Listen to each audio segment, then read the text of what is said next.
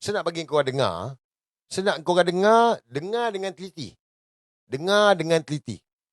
Lepas tu saya akan tanya balik kat korang. Kita akan dengar sekali lagi sama-sama. Ni knowledge ni. Dengar But sebelum tu saya nak bagi tahu. UMNO dalam kerajaan perpaduan hari ni. UMNO menyokong Anwar Ibrahim sebagai Perdana Menteri.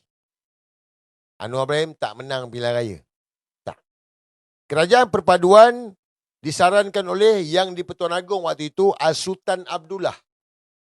Bukan Anwar Ibrahim. Okey? Jadi kerajaan perpaduan ini Yang di-Pertuan Agong yang sarankan suruh ditubuhkan, yang mana mula-mula ditawarkan kepada Tan Sri Budi Yassin. Bila Tan Sri Budi Yassin tak nak, barulah Beruk Mak Ye ni cepat-cepat sign.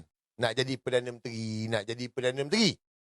So, bila Zahid Hamidi bagi tahu, kita takkan tebuk atap dan kononnya ramai yang tak setuju dengan Muafakat Nasional. Apa Zahid cakap? Menarik ni. Jangan lupa subscribe dan tonton video penuh di Suara Dunia.